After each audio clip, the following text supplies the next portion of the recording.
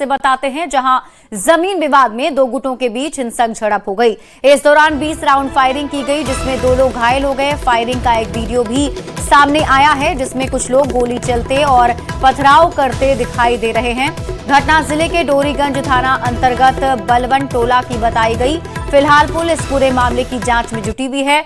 तो बड़ी खबर आपको बता रहे हैं और तस्वीरें भी टीवी स्क्रीन पर आपको दिखा रहे हैं, जिसमें आप देखिए दो गुटों के बीच किस तरीके से हिंसक झड़प हो रही है। जानकारी के मुताबिक जमीन विवाद को लेकर दो गुट आपस में भिड़ गए, पथराव एक दूसरे पर किया गया है। इस झड़प में 2 लोग घायल हो गए हैं, जो जानकारी मिल पा रही है। डोरीगंज थाना के बलवन की घटना है।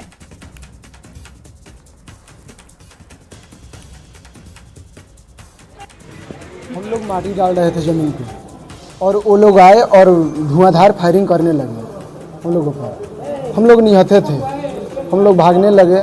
भागते में 2 आदमी का गोली लगा है। ऊपर से छत पे चढ़ के रोराबाजी करने लगे। रोराबाजी में इनको कपार फूट गया है, हाफ मर्डर हुआ है। न्यूज 18 संवाददाता संतोष कुमार अधिक जानकारी के साथ जुड़ गए हैं। संतोष, फिलहाल तो ताजा अपडेट क्या है, इसकी जानकारी दीजिए, और जो घायल है उनकी हालत कैसी है? देखिए, घायलों की हालत अभी खतरे से बाहर बताई जा रहा है। सदर अस्पताल में उनका भर्ती कराया गया था, जहां से डॉक्टरों ने उन्हें छुट्टी दे दी है।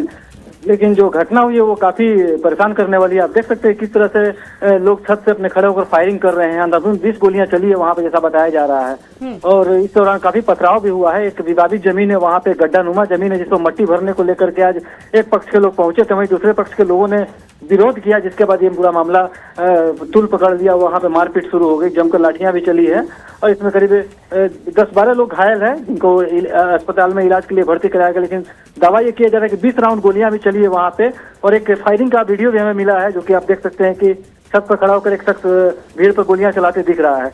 तो कहीं ना कहीं ये बिल्कुल घटना जो है काफी चिंताजनक है। देहाती इलाका है, दियारा का इलाका है, जो बलवन टोला है, डोरीगंज थाना क्षेत्र के अंतर्गत ये आता है। वहाँ पुलिस को भी पहुंचने में काफी देर लगी, हालांकि बाद में पुलिस पहुंच करके वहाँ स्थिति को काबू में कर ली और मामले में जो भी दोषी है उनकी पहचान कर गिरफ्तारी की कार्रवाई भी शुरू कर दी है। जी ठीक है संतोष, आप इस खबर पर नजर बनाकर रखिए। शुक्रिया इस अपडेट के लिए। पूर्णिया से आपको बड़ी खबर बताते हैं, जहां अर्धनग्न अवस्था में महिला का शव बरामद हुआ है। पड़ोसी पर ही हत्या करने का आरोप लगा है। पड़ोसी से जमीन विवाद चल रहा था। कृत्यानंद नगर के काझा कोठी बहियार की घटना है। पुलिस मामले की जांच में जुटी हुई है। तो इस वक्त की बड़ी खबर आपको पूर्णिया से बता रहे हैं।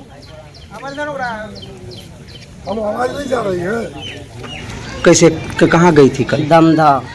क्या बोल के गई थी? कागज पत्तर आने के लिए। कौन चीज का? जमीन का। किससे विवाद चल रहा है? मेरा पड़ोसी था, एक हट के था। गया था, धंधा किया था उसको, जो है कि कचहरी का काम था, वहीं गया था। उधर से रिटर्न में आने में ऐसा हुआ है। यह हत्या पहले जो है कि पहले से लड़ाई झगड़ा चलता था। तकरीबन आज 12 बजे के नगर थाना पुलिस को सूचना मिलती है कि एक महिला का मृत शरीर जो है काजा कोठी इलाके में पाया गया है, और बिल्कुल जो नहर के बिल्कुल समीप है। सूचना का सत्यापन हमारी पुलिस द्वारा किया जाता है और दल बल के साथ के नगर थाना पुलिस मौके वारदात पर पहुंचती है।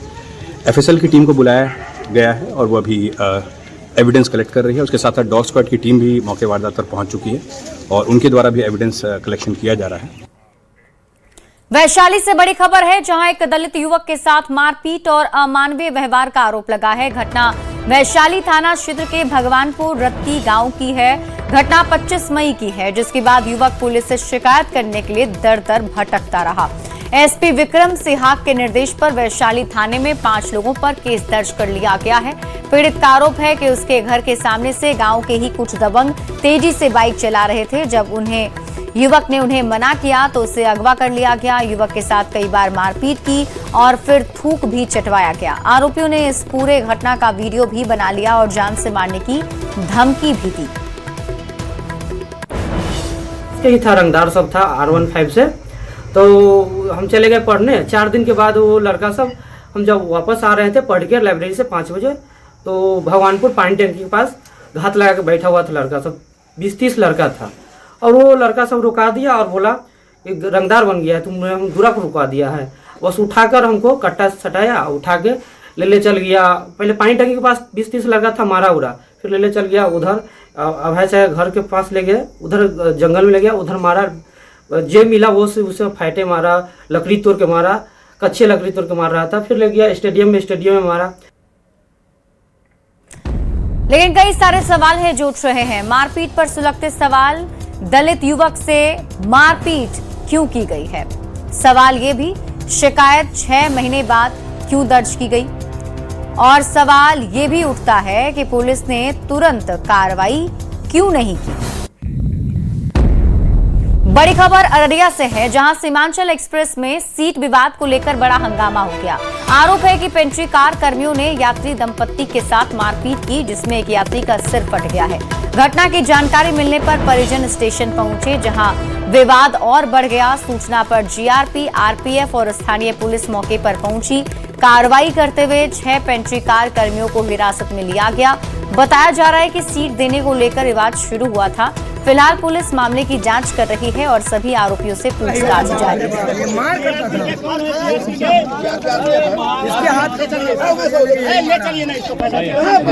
मोबाइल सराय, ठीक है, सेंट्रल इंटर कॉलेज में वहाँ से एग्जाम दे के वापस आए तो स्टेशन पे आए, तो यहाँ देखिए ट्रेन आती सीमांचल, उसका ट्रेन का टिकट लिए, जनरल टिकट लिए और बोगी में जाकर बैठे, देखे कि पूरा सीट खाली था।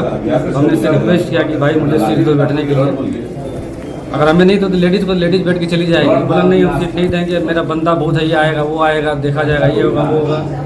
इसी में तू थोड़ा करते करते क्या हुआ, उसने मुझे गाली दे दिया माँ बहन की। उसने बाताबाती उसमें बोला मारो साले को। ये हमको आके जो है मतलब 8-10 मिल के हमने भी मतलब अपने बचाव में एक दो बार किया, हल्का सा वो लोग को लगा, मगर उसने जो है लगातार मुझे मतलब ये पकड़ के लगातार सर पे मारता रहा मुक्का से। क्या हुआ? हम लोगों को टिकट नहीं मिला, जनरल का टिकट लेकर जनरल में घुसे, तो वो बोले कि लेडीज है, थोड़ा सा सीट दे दो इसे। तो वो बोले कि नहीं हम लोगों का करने लगा, बोले थोड़ा सा दे दो भाई, बहुत लगभग 1 घंटा लोग खड़े रहे। उसके बाद बोले थोड़ा सा दे दो, तो वो लोग बदतमीजी करने लगा कि तुम्हारा है, गाली दिया तो ये भी गाली दिए। उसके बाद ये 8-9 लोग थे और ये अकेले थे, सब लोग मिल के। पटना से बड़ी खबर मिल रही है। मुख्यमंत्री सम्राट चौधरी की बड़ी समीक्षा बैठक, समाज कल्याण विभाग की योजनाओं पर समीक्षा हुई। संकल्प सभागार में अधिकारियों संग बैठक की गई। पेंशन राशि हर महीने 10 तारीख तक भेजने का निर्देश दिया गया। आंगनबाड़ी केंद्रों की 100% उपस्थिति सुनिश्चित करने के निर्देश दिए गए। बच्चों के पोषण सुधार पर सरकार का बड़ा फोकस है। स्टंटिंग और वेस्टिंग के आंकड़े सुधारने पर जोर दिया गया है। परवरिश योजना का दायरा बढ़ाने के निर्देश भी दिए गए। रिक्त पदों को जल्द भरने का निर्देश मुख्यमंत्री ने दिया है। आंगनबाड़ी केंद्रों को और मजबूत बनाने पर भी जोर दिया गया। तो इस वक्त की बड़ी खबर आपको राजधानी पटना से बता रहे हैं, जहां मुख्यमंत्री सम्राट चौधरी ने समीक्षा बैठक की है और इस समीक्षा बैठक करने के बाद उन्होंने कई निर्देश दिए हैं, जिसमें मुख्यमंत्री सम्राट चौधरी ने निर्देश देते हुए कहा है कि आंगनबाड़ी में उपस्थिति 100% सुनिश्चित की जाए और जो पेंशन लोगों को दी जाती है वो 10 तारीख तक उनके खाते में चली जाए, यानी कि पेंशन हर महीने के 10 तारीख तक भेज दिया जाए। ये निर्देश मुख्यमंत्री ने दिए हैं। न्यूज 18 संवाददाता आनंद अमृतराज अधिक जानकारी के साथ जुड़ गए हैं। आनंद, सीएम सम्राट चौधरी लगातार एक्शन में है, समीक्षा बैठक हो रही है, आज की इस बैठक की बड़ी बातें? देखिए, सुबह 11 बजे से लगातार नीतीश कुमार, माफ कीजिएगा, सुबह से लगातार मुख्यमंत्री सम्राट चौधरी समीक्षा बैठक कर रहे हैं और सुबह में उन्होंने वित्त विभाग के साथ बैठक की थी। उसके बाद समाज कल्याण विभाग के साथ बैठक किया है और समाज कल्याण विभाग के बैठक के बाद उन्होंने कई महत्वपूर्ण निर्देश भी दिए हैं। खासकर सामाजिक सुरक्षा जो पेंशन की राशि है, जो प्रत्येक माह 10 तारीख को लाभार्थियों को मिलना था, उनके खातों में जा रही कि नहीं जा रही है, इसे सुनिश्चित करने का निर्देश अधिकारी को दिया। साथ ही आंगनबाड़ी केंद्रों की सेवाओं की तकनीकी माध्यम से निगरानी और 100% उपस्थिति सुनिश्चित कराने पर बल दिया। ये बेहद महत्वपूर्ण है, क्योंकि आंगनबाड़ी केंद्र को लेकर कई बार शिकायत मिलती थी, लेकिन इस बार तकनीकी माध्यम से उपयोग कर निगरानी करने का निर्देश दिया और 100% उपस्थिति सुनिश्चित करने पर भी बल दिया है। साथ ही बच्चों के बेहतर पोषण कैसे हो, स्टटिंग एवं वेस्टिंग के आंकड़ों में सुधार को सर्वोच्च प्राथमिकता देने का निर्देश दिया है। साथ ही परवरिश योजना सहित जो अन्य सामाजिक कल्याण योजनाएं चलाई जा रही है सरकार की तरफ से, उसका दायरा बढ़ाकर अधिक से अधिक जो उसके लाभार्थी है उसे कैसे लाभ मिले, इस पर भी जोर दिया है। साथ ही समाज कल्याण विभाग में जो रिक्त पद हैं उसे शीघ्र भरने का निर्देश मुख्यमंत्री सम्राट चौधरी ने दिया और आंगनबाड़ी केंद्र को और अच्छे से बनाने का भी निर्देश दिया है। तो ये कई ऐसे महत्वपूर्ण फैसले आज लिए हैं बैठक में और मुख्यमंत्री सम्राट चौधरी ने कई महत्वपूर्ण निर्देश अधिकारी को दिया। वित्त विभाग हो या फिर समाज कल्याण विभाग हो, लगातार बैठक का जारी और सुबह 11 बजे लगातार ये बैठक चल रही थी। जी ठीक है आनंद, आप इस खबर पर नजर बनाकर रखे, शुक्रिया इस अपडेट के लिए। आरजेडी ने राबड़ी देवी के सरकारी आवास 10 सर्कुलर रोड को लेकर सरकार के खिलाफ मोर्चा खोल दिया है। विपक्ष के एक सवाल का जवाब भवन निर्माण मंत्री लेसी सिंह ने दिया। मंत्री लेसी सिंह ने साफ कर दिया कि नियम के खिलाफ कोई नहीं जा सकता। लेसी सिंह ने एक अणे मार्ग और 5 देशरत्न मार्ग को मिलाने पर भी जवाब दिया और कहा यह अस्थायी है। नीतीश कुमार के साथ सर्कुलर रोड वाले बंगले पर मंत्री ने कहा उन्हें यह आवास सुरक्षा और प्रोटोकॉल के तहत दिया गया है।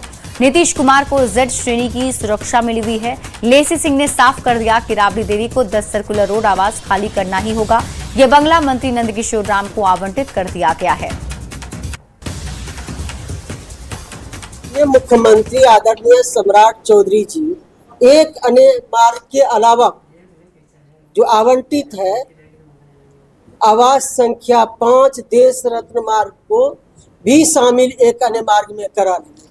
वो विपक्ष के नेता को, उनके दल के नेता को कहना चाहेंगे ये अस्थायी तौर पर ही किया गया है। अभी एक अने मार्ग वो लोग आरोप लगा रहे हैं कि एक अने मार्ग में इसको शामिल किया गया है, ये सरासर गलत है। वो अस्थायी तौर पर किया गया कि उन लोगों ने कहा कि हमारे जो नेता हैं पूर्व मुख्यमंत्री आदरणीय नीतीश कुमार जी को किस हैसियत से 7 सर्कुलर रोड आवंटित किया गया। तो ये जो रिपोर्ट है बिहार स्पेशल सिक्योरिटी एक्ट के सुसंगत प्रावधानों के अंतर्गत श्री नीतीश कुमार जी को उनके प्रोटोकॉल एवं Z+ सुरक्षा श्रेणी के अनुरूप अनुमान्य सुरक्षा उपलब्ध कराने हेतु राज्य सुरक्षा समिति के द्वारा न्यू कैपिटल एरिया पटना में उपयुक्त सरकारी आवास आवंटित करने की अनुशंसा की गई। माननीय श्रीमती राबड़ी देवी जी को विधान परिषद में जो विपक्ष की नेता है 39 हार्डिंग रोड उनको आवंटित किया गया था और लगातार पत्राचार हो रहा है, नोटिस दिया जा रहा है नंदकिशोर राम जी को ये आवास 10 सर्कुलर रोड दिया गया। तब तो कायदे से इनको खाली करना होगा, लेकिन ये तो अब विधि सम्मत कार्रवाई होगी और ये 10 सर्कुलर रोड आवास खाली करना ही होगा।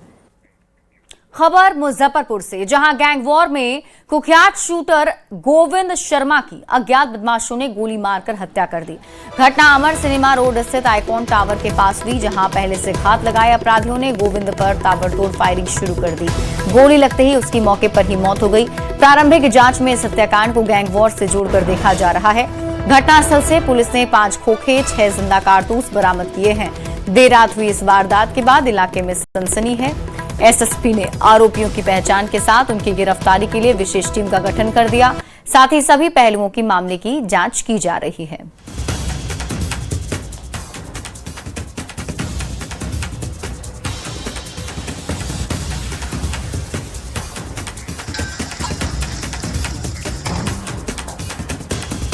और अब हम आपको बता देते हैं कि गोविंद शर्मा जिसको गोली मारी गई है वो आखिर कौन है। तो आपको बता दें कि एक अपराधी है जिसकी कई दिनों से तलाश थी और पुलिस की टीम इसे ढूंढ रही थी, लेकिन जानकारी नहीं मिल पा रही थी। और अब आपको बताते हैं कि कुख्यात गोविंद शर्मा की अज्ञात बदमाशों ने गोली मारकर हत्या कर दी है और ये पूरी घटना सिनेमा रोड स्थित आइकॉन टावर के पास हुई है। 2018 के पूर्व मेयर समीर कुमार हत्याकांड का ये आरोपी था। इसके साथ ही जानकारी ये भी मिल रही है कि गोविंद शर्मा के ऊपर 2023 में आशुतोष शाही समेत 4 लोगों की हत्या मामले में भी इसका नाम सामने आया था।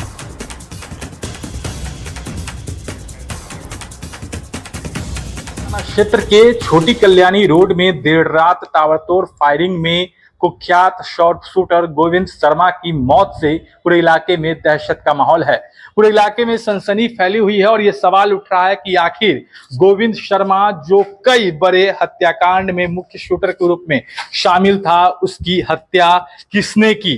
क्योंकि बताया जा रहा है कि यहाँ पर पहले से घात लगाए 2 अपराधी थे जिसने गोविंद शर्मा पर ताबड़तोड़ फायरिंग की। और घटना तस्वीर ऊपर की तरफ की दिखा दे, जब गोविंद जो है वो अपने फ्लैट में जा रहे थे और आप देखेंगे हर तरफ सीढ़ियों पर जो है वह खून के छींटे हैं। और बताया जो जा रहा है इस पूरे घटना को लेकर कि गोविंद जो 205 नंबर फ्लैट में रहते थे और वहीं पर वह आने के लिए वहीं पर वो पहुंच रहे थे और इसी दौरान जो है पहले से घात लगाए हुए बदमाश जो हैं वह छत से उनकी निगरानी कर रहे थे और उनके आने का इंतजार कर रहे थे। और आप देखेंगे कि ये सभी जगहों पर जो आपको खून के धब्बे दिख रहे हैं।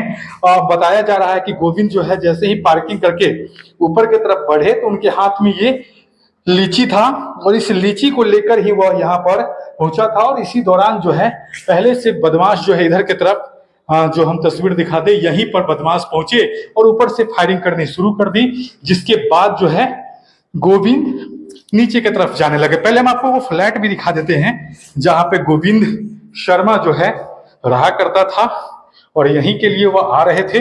और आप देखेंगे कि यही वो 205 नंबर कमरा है जो फ्लैट है, यहाँ पे गोविंद रहा करता था और यहीं वह आ रहा था। इसी दौरान जो है पहले से बदमाश जो है इसी जगह पर घात लगा के बैठे हुए थे। बताया जा रहा है कि वो छत से देख रहे थे कि वो कब आएंगे और जैसे ही वो गाड़ी से उतरे हैं वो लोग भी यहाँ पर पहुंच गए हैं और वहां पर जैसे ही गोविंद पहुंचे हैं तो उन पर फायरिंग शुरू हो गई है, जहां पर खून से लथपथ लाश उसकी देखी गई। और यहां पर आप देख सकते जितना जगह चिन्हित किया गया यह सभी जगहों पर खोखा और जिंदा कारतूस भी बरामद किए गए हैं। अगर थानेदार पूछताछ कर रहे हैं, तमाम जो गार्ड हैं उनसे भी पूछताछ कर रहे हैं। सर से हम बात करने की कोशिश करेंगे कि सर अब तक अभी इसमें कुछ जानकारी मिली है कि नहीं मिली? अभी हम लोग जानकारी ले रहे हैं और बहुत जल्द इस केस को हम लोग खुलासा कर लेंगे। गार्ड वगैरह अब तक क्या कुछ बता रहे हैं? कई लोग अभी कुछ स्पष्ट नहीं हो पा रहे और स्पेशल टीम भी गठित कर दी गई है। बिल्कुल स्पेशल टीम सभी टीमें जो है वो काम कर रही हैं, सभी स्तर पे काम कर रहे हैं। जयप्रकाश सिंह है जो कि नगर थानेदार हैं, वह इस पूरे मामले की खुद मॉनिटरिंग कर रहे हैं और इसको लेकर लगातार जो है वह वरीय पुलिस अधीक्षक के द्वारा एक विशेष टीम का निर्देश बनाया गया है जो इस पूरे मामले की जांच करेगी। कहीं ना कहीं जो घटना घटी है वो बड़ी घटना है और इसको लेकर अब पुलिस टीम जो है और तमाम जो अलग अलग टीम है इस पूरे मामले की जांच में जुटी हुई है कि आखिर इस घटनाक्रम के पीछे किसका हाथ है। मुजफ्फरपुर से न्यूज 18 के लिए प्रियांक सौरभ। बड़ी खबर आपको भागलपुर से दिखाते हैं, जहां मायागंज स्थित JLNMCH अस्पताल में सुरक्षा गार्डों के 2 गुटों के बीच हिंसक झड़प हो गई। वेतन बढ़ाने की मांग को लेकर अस्पताल के पुराने प्राइवेट गार्ड पिछले कुछ दिनों से हड़ताल पर थे, जिससे अस्पताल का कामकाज प्रभावित हो रहा था। स्थिति को संभालने के लिए सुरक्षा एजेंसी ने बांका से नए गार्ड बुलाकर ड्यूटी पर तैनात कर दिया। जब हड़ताली गार्डों ने इन नए कर्मियों का विरोध किया तो दोनों पक्षों में विवाद बढ़ गया। देखते ही देखते दोनों ओर से जमकर लाठी डंडे चलने लगे, जिसमें कई गार्ड गंभीर रूप से घायल हो गए हैं। घटना के बाद से दोनों ही पक्षों ने एक दूसरे पर मारपीट का आरोप लगाया है। अचानक दौरा और हमारे ऊपर लाठी डंडे से हमला गेट के ऊपर, ऑफिस के गेट के बाहर हमारे ऊपर लाठी डंडे से हमला। आप इसके पहले कहाँ काम करते थे? इससे पहले मैं यूनिवर्सिटी में काम करता था, लगभग 2.5 साल में यूनिवर्सिटी में रहा और उसके बाद यूनिवर्सिटी का मेरा काम खत्म होने के बाद मैं यहाँ कब आया? यहाँ पर लगभग हो गया मेरे छोड़ने। देखिए सर, हम लोग का कंपनी की तरफ से ज्वाइनिंग किया गया था और मैं यहाँ भागलपुर की तरफ से कंपनी SIS से आया है और यहाँ बोला था ड्यूटी ज्वाइन करने के लिए, तो हम लोग ज्वाइन करने के लिए आए। करीब हम लोग का संख्या 40-50 के संख्या में आए थे और उसी के बीच में जो है वो अगले तरफ से मेरा ही कंपनी का आदमी है, पर लेकिन विरोध वो लोग हड़ताल किए हुए थे, उसके तरफ से हम लोग को बुलाया था कि ज्वाइन करना है यहाँ। तो भागलपुर से आपको एक खबर बता रहे हैं, तस्वीरें भी आप टीवी स्क्रीन पर देख सकते हैं, जहां नए और पुराने जो गार्ड हैं वो आपस में उलझ गए हैं। न्यूज 18 संवाददाता विकास कुमार अधिक जानकारी के साथ जुड़ गए हैं। विकास, क्या अपडेट? देखिए, ये JLNM-CH में निजी कंपनी के द्वारा सुरक्षा गार्ड को लगाया गया है, लेकिन जो सुरक्षा गार्ड हैं वो वेतन की वृद्धि की मांग को लेकर कई दिनों से हड़ताल पर थे। लेकिन कंपनी के द्वारा जो है बाका से सुरक्षा गार्ड को मंगाकर यहाँ पर लगाया गया था। इसी दौरान दोनों गार्ड के बीच में तू-तू मैं-मैं की स्थिति उत्पन्न हुई और फिर एक दूसरे पर लाठी डंडे चलाए गए और जिसमें कि 2 सुरक्षा गार्ड जो है दोनों पक्ष से घायल हुए हैं। ठीक है विकास, आप इस खबर पर नजर बनाकर रखिए। शुक्रिया इस अपडेट के लिए। टेंडर माफिया और ठेकेदार रिशु श्री से नजदीकी रखने और उसे करोड़ों का मुनाफा देकर काली कमाई करने के मामले में अब तक 3 IAS अधिकारी के खिलाफ कार्रवाई हुई है। SVU से मिली जानकारी के मुताबिक 2018 से लेकर 2024 तक रिशु श्री के स्वर्णिम काल रहे हैं और इस दौरान निर्माण कार्य से जुड़े विभागों के अधिकारी जांच एजेंसियों के रडार पर रहे। करीब 1 दर्जन अधिकारियों के ठिकाने पर ईडी ने कार्रवाई करते हुए तलाशी की थी। पूरी खबर बता रहे हैं न्यूज 18 संवाददाता अमित कुमार। टेंडर माफिया और ठेकेदार रिशु श्री से नजदीकी मामले में बिहार सरकार ने हाल ही में योगेश कुमार सागर और अभिलाषा कुमारी शर्मा को जो है निलंबित किया है। और बताते चलें कि इससे पहले भी ईडी के जो जांच हुई थी उसमें कई और अधिकारी जो हैं वो जांच के दायरे में आए थे, उन पर कार्रवाइयां भी की गई थी। बताते ये चले कि रिशु श्री से नजदीकी मामले में 2018 से लेकर के 2024 तक रिशु श्री का जो है वो स्वर्णिम काल रहा और इस दौरान निर्माण कार्य से जुड़े जो विभाग हैं उसमें रहे अफसर जांच एजेंसी के रडार पर रहे। अभी तक 3 IAS अधिकारी जो हैं जिसमें संजीव हंस, योगेश कुमार सागर और अभिलाषा कुमारी शर्मा समेत करीब 1 दर्जन अधिकारियों पर कार्रवाई की गई है। वहीं जल संसाधन भवन निर्माण विभाग, नगर विकास व आवास विभाग, वुडको और BMSICL से जुड़े कई अधिकारी जो हैं वो जांच एजेंसियों के रडार पर रहे हैं। गिरफ्तारी से पहले रिशु श्री से जो पूछताछ हुई उसके ठिकाने से जो डिजिटल एविडेंस मिले और अन्य साक्ष्य जो मिले हैं वो इन विभागों को संदिग्ध अफसरों की भूमिका की जो जांच है अब उसकी जांच की जा रही है। बताते ये चले कि योगेश कुमार सागर और अभिलाषा कुमारी शर्मा से पहले संजीव हंस, तारनी दास, मुर्मुक्ष चौधरी, उमेश कुमार सिंह, पंकज कुमार, एयाज अहमद, सागर जायसवाल, विकास झा, साकेत कुमार के साथ कई अधिकारी जो हैं उनके ठिकानों पर ईडी ने छुपवारी की थी। SVU ने भी कार्रवाई की थी, छुपवारी की और अब एक बार फिर से जो है जांच का दायरा आगे बढ़ रहा है SVU का। ईडी का सहयोग लेकर के SVU जो है वो जांच जो है वो काफी तेजी से आगे बढ़ा रही है। ईडी से वो तमाम जानकारी गैदर कर रही है, हासिल कर रही है, जिसके आधार पर आगे जो अधिकारी हैं या जिन पर पहले कार्रवाई हुई है या आगे वो कौन कौन से चेहरे हैं जो रिशु श्री को मदद पहुंचाते थे, अब उन चेहरों को SVU जो है बेनकाब करने जा रही है। जल्द ही ऐसे तमाम अधिकारियों के ठिकाने पर छापेमारी भी होगी, अधिकारियों को पूछताछ के लिए बुलाया भी जाएगा SVU कार्यालय और पूछताछ में अगर सही जवाब नहीं देते हैं तो उन पर जो कानूनी कार्रवाई है, विभागीय कार्रवाई है वो भी किया जाएगा। विभागीय कार्रवाई सरकार करेगी, कानूनी कार्रवाई SVU की टीम करेगी। कैमरा पर्सन संत के साथ अमित कुमार, न्यूज 18 पटना। पटना में आरजेडी प्रदेश कार्यालय के सामने लगा एक पोस्टर इन दिनों चर्चा का विषय बना हुआ है और ये पोस्टर आरजेडी प्रमुख लालू प्रसाद की बेटी रोहिणी आचार्य के जन्मदिन के मौके पर लगाया गया है। परिवार और पार्टी से बेदखल किए जाने के बाद सिंगापुर में रह रही रोहिणी आचार्य के समर्थन में लगाए गए इस पोस्टर ने राजनीतिक हलकों में नई चर्चा छेड़ दी है। पोस्टर पर लिखा है, ना हौसला टूटा है, ना हिम्मत हारी हूं, मैं लड़ना जानती हूं, अकेले गद्दारों पर भारी हूं, मैं लालू जी की बेटी हूं, मेरा लहू बिहारी और रग रग में खुददारी है। पोस्टर में लिखे संदेश को लेकर तरह तरह की राजनीतिक चर्चाएं भी हो रही हैं। तो पटना में आरजेडी कार्यालय के बाहर रोहिणी आचार्य के पोस्टर पर सियासी बयानबाजी भी तेज हो गई। सभी राजनीतिक पार्टी अलग अलग प्रतिक्रिया देते हुए क्या कह रहे हैं आपको दिखाते हैं। नहीं बल्कि लालू परिवार की सच्चाई का आईना है। जो लोग बरसों तक दूसरों को नसीहत देते रहे, आज उनके अपने घर में बगावत और अविश्वास चरम पर है। पोस्टर में गद्दारों का जिक्र साफ बताता है कि आरजेडी के भीतर सब कुछ ठीक नहीं है। सवाल यह है कि जब लालू परिवार अपने ही लोगों को साथ नहीं रख पा रहा तो बिहार को साथ लेकर चलने का दावा कैसे कर सकता है। रोहिणी आचार्य जी तो ठीक कहा है, लालू प्रसाद यादव जी तो ये प्रमाणित भी कर दिए हैं कि बेटी उनके लिए अहम है।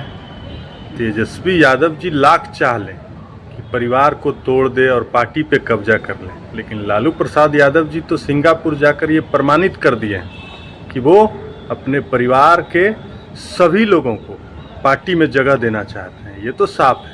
लेकिन तेजस्वी यादव जी जयचंदों के फेर में पड़ के अपने परिवार के लोगों को बाहर कर और राष्ट्रीय जनता दल पर कब्जा करना चाहते हैं। देखिए, रोहिणी आचार्य जी तो यहाँ है नहीं, वो तो सिंगापुर में है। और उनके जन्मदिन के मौके पर किसी कार्यकर्ता ने, उनके किसी समर्थक ने अगर कोई होर्डिंग पोस्टर लगाया है और उसमें कुछ लिखा है, तो उसकी मंशा क्या है ये तो पोस्टर लगाने वाला बताएगा। ये राजद के लोग कैसे बता देंगे, या कांग्रेस के लोग क्यों बताने जाएं? कांग्रेस का इस मामले से क्या लेना देना है? कांग्रेस का इस मामले से कोई लेना देना नहीं है।